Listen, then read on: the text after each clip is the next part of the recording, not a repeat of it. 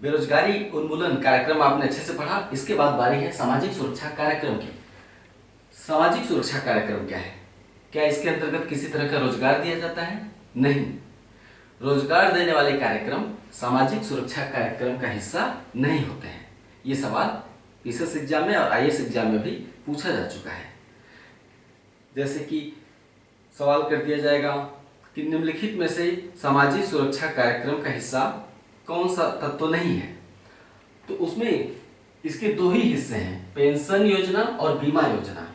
इन योजनाओं को हम कहते हैं सामाजिक सुरक्षा कार्यक्रम।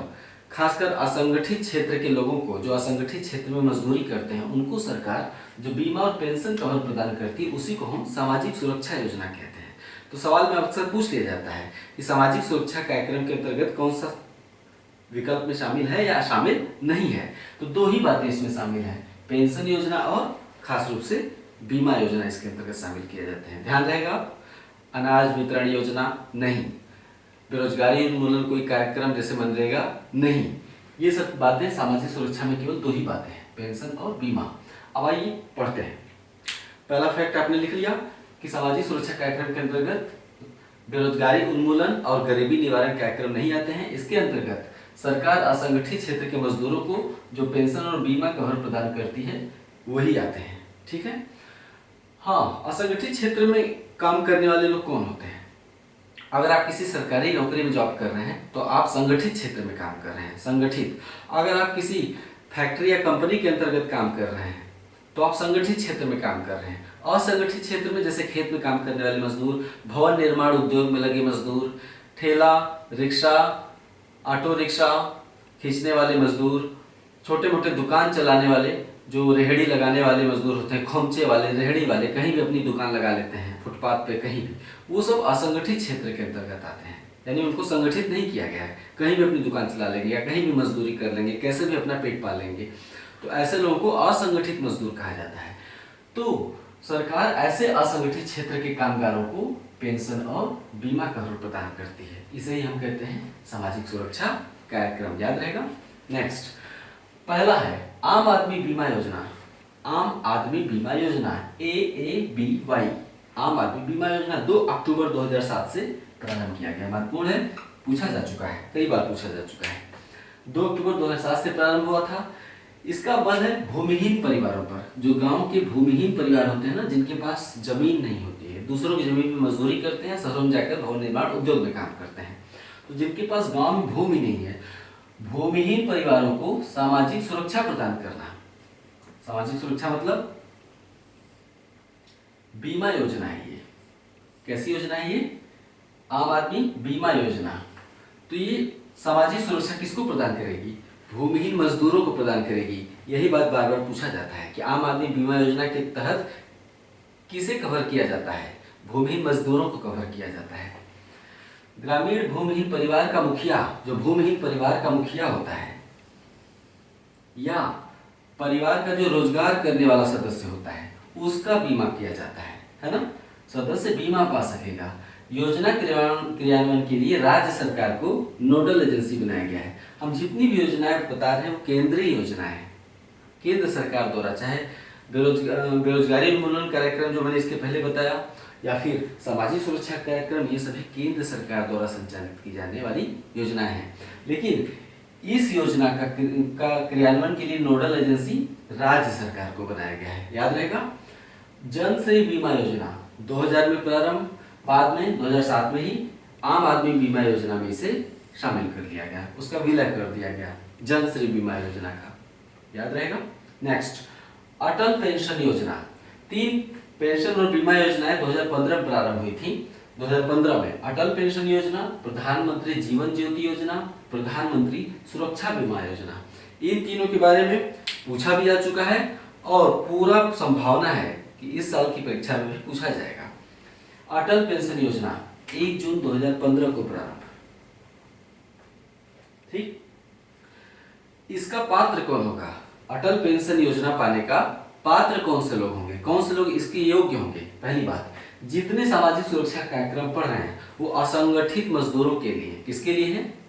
सरकारी नौकरी करने वालों के लिए नहीं है ये, और नहीं किसी अच्छी कंपनी में या कारखाने में काम करने वालों के लिए। ये किसके लिए है? असंगठित क्षेत्र के कामगारों के लिए है। तो बार बार इसे मैं बताऊंगा नहीं, आप समझ जाएंगे।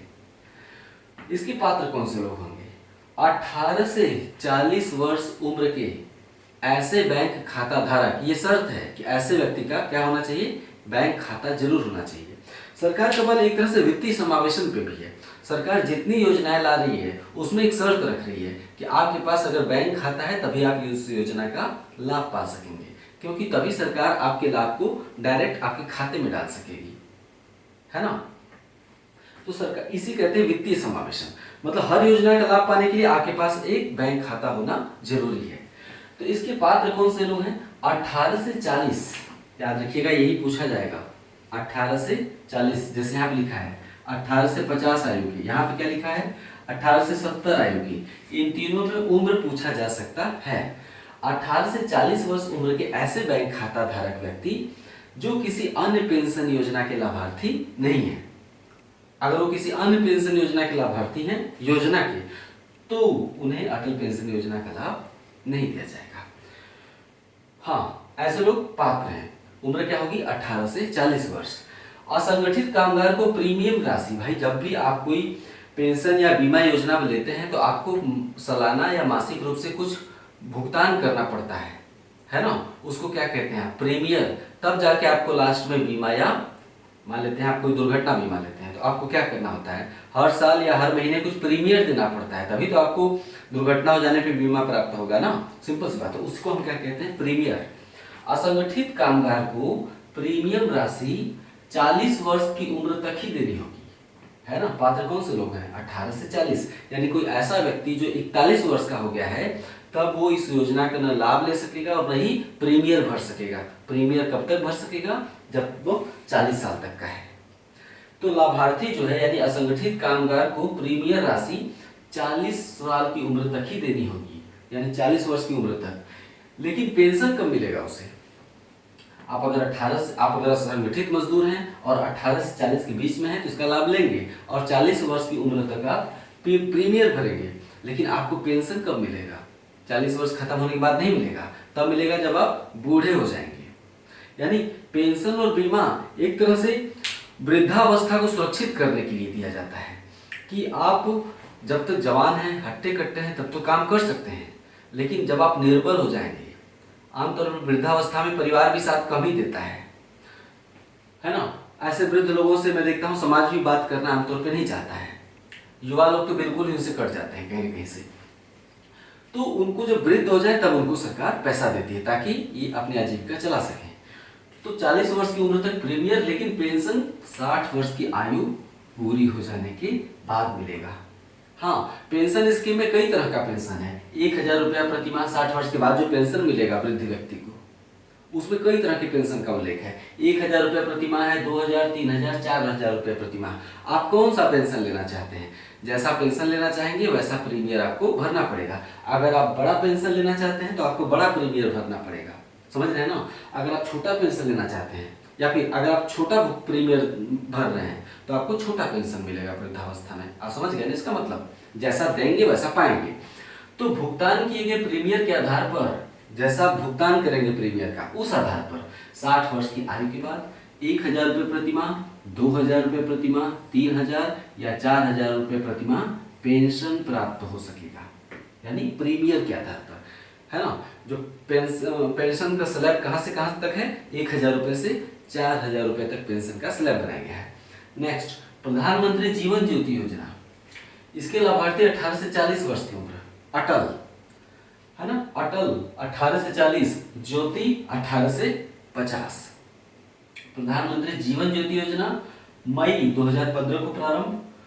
18 से 50 वर्ष आयु के सभी बैंक खाता धारक इस योजना के पात्र होंगे। यहाँ भी बैंक खाता धारक होना जरूरी है। 18 से 50, ठीक है। योजना के तहत प्रीमियर, यहाँ तो प्रीमियम का उल्लेख नहीं किया गया क्योंकि जैसा प्रीमियर भरेंगे वैसा पेंशन पाएंगे, यानी प्रीमियर भी यहाँ कई तरह का हो सकता है ना। लेकिन यहाँ प्रीमियर फिक्स है, कितना है? 330 रुपया वार्षिक। योजना के तहत 18 से 50 वर्ष आयु के असंगठित कामगार, है ना, 330 रुपया वार्षिक प्रीमियर का भुगतान करेंगे तो 2 लाख रुपए का उन्हें दुर्घटना या सहज मृत्यु पर बीमा कवर प्राप्त होगा। मतलब ये मृत्यु पर बीमा प्राप्त होगा, चाहे दुर्घटना से मृत्यु हो जाए चाहे सहज मृत्यु हो जाए, तब आपको 2 लाख रुपए का बीमा प्राप्त होगा। कब?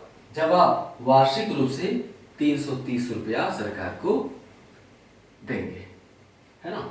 योजना के तहत 330 रुपया वार्षिक प्रीमियम का भुगतान करने पर 2 लाख रुपए का दुर्घटना या सहज मृत्यु पर बीमा कवर प्राप्त होगा, है ना।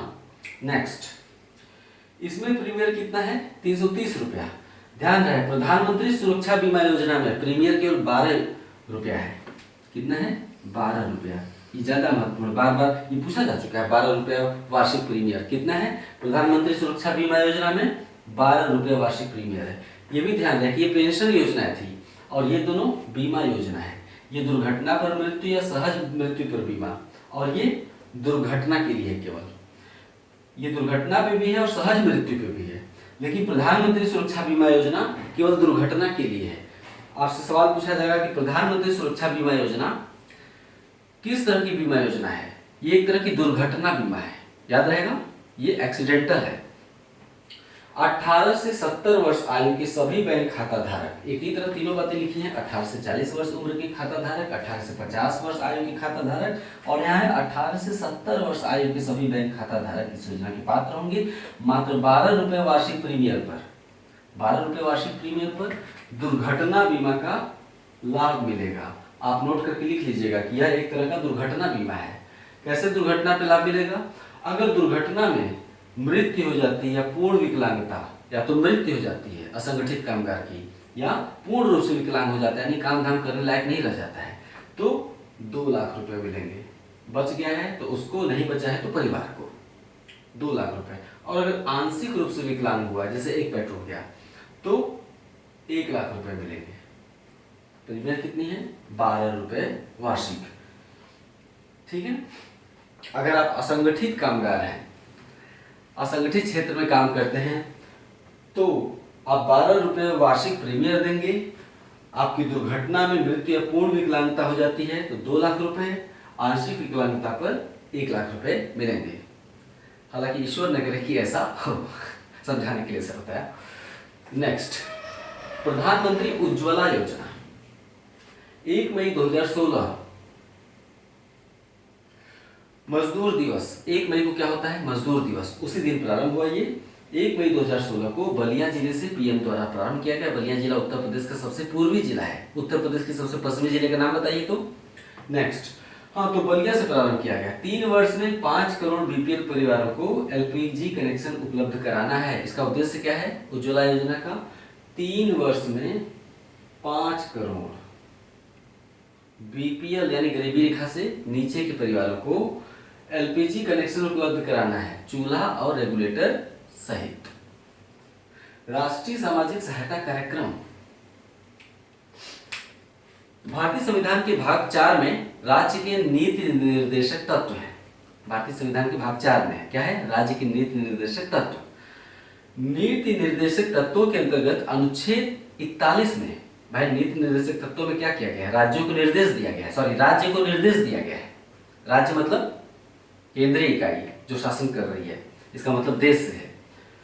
तो राज्य को अनुच्छेद 31 में निर्देश दिया गया है, सॉरी, अनुच्छेद 41 में कैसा निर्देश दिया गया है कि राज्य वृद्ध लोगों या वृद्ध नागरिकों, बीमार नागरिकों, विकलांग नागरिकों, है ना, इस तरह के नागरिकों या जो असहाय नागरिक हैं, उनको सार्वजनिक सहायता प्रदान करेगा, सामाजिक सहायता प्रदान करेगा, या एक तरह की आर्थिक सुरक्षा प्रदान करेगा। ऐसा निर्देश कहाँ दिया गया है? वृद्धों को, विकलांगों को, बीमार लोगों को सार्वजनिक सहायता राज्य उपलब्ध कराएगा। ऐसा निर्देश कहाँ दिया गया है? अनुच्छेद 41 में। लेकिन आप ये पढ़े होंगे कि नीति निर्देशक तत्व तो राज्य पर बाध्यकारी नहीं है। ये राज्य की इच्छा है कि नीति निर्देशक तत्व को, जबकि मूल अधिकार क्या है? राज्य पर बाध्यकारी है ना। लेकिन नीति निर्देशक तत्व तो राज्य पर बाध्यकारी नहीं है। जैसे राज्य मूल अधिकारों का उल्लंघन नहीं कर सकता है, लेकिन नीति निर्देशक तत्वों को क्रियान्वित कराना या न कराना राज्य की इच्छा पर है। लेकिन ये अप्रत्यक्ष बाध्यकारी हो जाता है, क्योंकि 5 साल बाद सरकार को जब चुनाव लड़ना होता है तो उसे जवाब देना होता है कि उसने उन निर्देशों का, जो कि संविधान में वो निर्देश जो दिए गए हैं, उन निर्देशों का उसने कितना पालन किया, है ना। तो 5 साल बाद जब चुनाव होते हैं तो वोट मांगने के लिए जवाब इन सवालों का देना पड़ता है सरकार को। तो ये है नीति निर्देशक। तो उसमें राज्य को केवल निर्देश दिए गए हैं, बाध्यकारी नहीं है। तो अनुच्छेद 41 में जो राज्य को निर्देश दिया गया है, उसके अनुपालन में 1995 में देश ने राष्ट्रीय सामाजिक सहायता कार्यक्रम का सूत्रपात किया। राष्ट्रीय सामाजिक सहायता कार्यक्रम का सूत्रपात किया। किसके लिए? वृद्धों के लिए, विकलांगों के लिए, विधवा महिलाओं के लिए, है ना। वृद्धों, विकलांगों, वृद्धा महिलाएं जो बीपीएल परिवार के हैं, बहुत गरीब हैं, जो उनके लिए किया गया है, गरीबों के लिए। याद रहे, इसमें जो भी पेंशन दिया जा रहा है या लाभ दिया जाएगा, इसका कोई प्रीमियम नहीं मांगा जाता है उनसे। अगर आप बीपीएल हैं, ठीक है, अगर बीपीएल हैं, गरीबी रेखा से नीचे के हैं, वृद्ध हैं, विकलांग हैं या विधवा हैं, तो इस योजना का लाभ आपको मिलेगा ही मिलेगा। वैसे भी इसमें दी जाने वाली राशि बहुत कम है, 500 रुपया है ना, 500 रुपया है। मृत्यु हो जाने पर अधिक 30,000 रुपये है। इस तरह से इसमें छोटी छोटी राशि है जो कि निश्चित की गई है। सरकार एक तरह से नैतिक दायित्व पूरा करने का प्रयास करती है। किसके लिए? वृद्धों के लिए, विकलांगों के लिए, विधवाओं के लिए, जो प्रसव पीड़ित जो महिलाएं होती हैं, है ना, बच्चे को जन्म देने वाली महिलाएं, बीपीएल परिवार से नीचे की जो गरीब महिलाएं हैं, उनके लिए। मतलब राष्ट्रीय सामाजिक सहायता कार्यक्रम का उद्देश्य किसी से प्रीमियम प्राप्त करना नहीं है सरकार का। इनका उद्देश्य है 1995 में लाया गया उद्देश्य है कि ऐसे लोगों को एक सहायता प्रदान कर देना, नाम मात्र का ही सही, है ना। राष्ट्र के पास हमारे सीमित संसाधन है, जनसंख्या बहुत बड़ी है, और इस बड़ी जनसंख्या को थोड़ा थोड़ा करके ही दिया जा सकता है, बहुत ज़्यादा करने लायक नहीं हो पाता है। तो राष्ट्रीय सामाजिक, हाँ, मैंने जो बताया कि नीति निर्देशक तत्व की जितनी भी बातें की वो लिख लीजिएगा यहाँ पे, अनुच्छेद 41 में वो कहा गया है। तो 1995 से प्रारंभ इस कार्यक्रम के तहत 5 योजनाएं संचालित की जा रही हैं, 5 तरह की। इंदिरा गांधी राष्ट्रीय वृद्धावस्था पेंशन, राष्ट्रीय परिवार लाभ योजना, इंदिरा गांधी राष्ट्रीय विधवा पेंशन योजना, इंदिरा गांधी राष्ट्रीय विकलांग पेंशन योजना, मैंने 4 बताए। एक और है राष्ट्रीय प्रसव, क्या करके है, राष्ट्रीय प्रसव लाभ योजना, है ना। तो 5 तरह की योजनाएं हैं, इनके बारे में थोड़ा सा बता दें। ये छोटे छोटे जरूर हैं, लेकिन परीक्षा की दृष्टि से महत्वपूर्ण है। सामाजिक सहायता कार्यक्रम, इसके तहत 5 योजनाएं संचालित की जा रही हैं वर्तमान में। पहला, इंदिरा गांधी राष्ट्रीय वृद्धावस्था पेंशन योजना, नाम में ही जाहिर है, वृद्धावस्था पेंशन, यानी वृद्धों को पेंशन दिया जाएगा। भाई सारे उत्तर तो नाम में ही मिल जा रहे हैं। वृद्धों को पेंशन दिया जाएगा। कैसे वृद्धों को? 60 वर्ष या अधिक आयु के जो बीपीएल वृद्ध हैं, गरीबी रेखा से नीचे के जो वृद्ध हैं, 60 वर्ष या अधिक आयु के बीपीएल वृद्धों को 400 रुपये प्रति माह, और अगर बच गए और 80 वर्ष पार कर गए तब 500 रुपये कर दिया जाएगा। ठीक है। राष्ट्रीय परिवार लाभ योजना, राष्ट्रीय परिवार लाभ योजना, जो बीपीएल परिवार का जो मुख्य कमाने वाला व्यक्ति होता है, उसको लिखा मैंने आय अर्जक। बीपीएल परिवार के मुख्य आय अर्जक की मृत्यु होने पर जो कमाने वाला व्यक्ति होता है उसकी मृत्यु हो जाएगी तो एक मुश्त 30,000 रुपये बीपीएल परिवार को दिए जाते हैं, है ना। नेक्स्ट, इंदिरा गांधी राष्ट्रीय विधवा पेंशन योजना, नाम से ही जाहिर है कि कोई बीपीएल विधवा महिला है, गरीबी रेखा से नीचे का, उसका पति मर गया, है ना, यानी पति ही तो काम करता था, अब वो महिला कहाँ जाएगी, तो उसको एक सहायता दी जाती है, विधवा पेंशन, पेंशन दिया जाता है। फरवरी 2009, याद रहे ऊपर के जो दोनों हैं वो 95 से चल रहे हैं, लेकिन नीचे के जो दोनों हैं ये 2009 में प्रारंभ किए गए, यानी सामाजिक राष्ट्रीय सामाजिक सहायता कार्यक्रम में इन्हें शामिल कर लिया गया। किसको? विधवा पेंशन योजना को और विकलांग पेंशन योजना को बाद में 2009 में इसमें शामिल कर लिया गया। ये दोनों कब प्रारंभ हुए? सी और डी 2009 में लिखा है, 2009 में प्रारंभ। विधवा महिला को 50 रुपये प्रति माह दिए जाते हैं, सॉरी 500 रुपये प्रति माह दिए जाते हैं विधवा को। इंदिरा गांधी राष्ट्रीय विकलांग पेंशन योजना, ये भी 2009 में प्रारंभ, फरवरी 2009। इसमें विकलांग व्यक्ति को 500 रुपये प्रति माह दिए जाते हैं, बहुत छोटी छोटी रकम है। हाँ, एक है राष्ट्रीय प्रसव लाभ योजना, राष्ट्रीय प्रसव लाभ योजना 5वां है। उसमें बीपीएल परिवार की ऐसी महिला जो कि 19 वर्ष या अधिक उम्र की हो। नाम पे फिर जाइए, लिख लीजिए राष्ट्रीय प्रसव लाभ योजना। प्रसव का अर्थ होता है बच्चे को जन्म देना।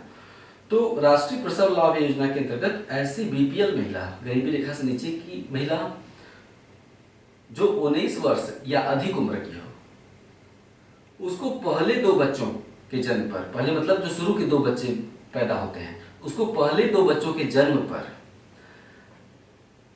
प्रसव से पहले और प्रसव के बाद 500 रुपए वित्तीय सहायता प्रदान की जाएगी, ताकि मातृत्व देखभाल की जा सके, है ना। मातृत्व देखभाल के लिए 500 रुपए प्रसव से पहले और प्रसव के बाद उपलब्ध कराया जाएगा, है ना। ये हो गया सामाजिक सुरक्षा कार्यक्रम आपने पढ़े। ये बड़ा ही महत्वपूर्ण है। मुझे लगता है कि यहाँ से सवाल कहीं कहीं मैंने देखा है रोजगार योजनाओं से भी ज्यादा पूछे जाते हैं। इसे अच्छे से आप तैयार कर लीजिएगा, है ना, अच्छे से लिख लीजिएगा। इसका एक एक पॉइंट जो मैंने शामिल किया है, किताबों में तो बहुत कुछ दिया रहता है, वो छोड़िए, यहाँ पे जो लिखा है उसको एक एक लाइन लिख के और जो कुछ मैंने अलग से बताया लिख के अच्छे से कंठस्थ कर लीजिए, परीक्षा में काम देगा। नमस्कार।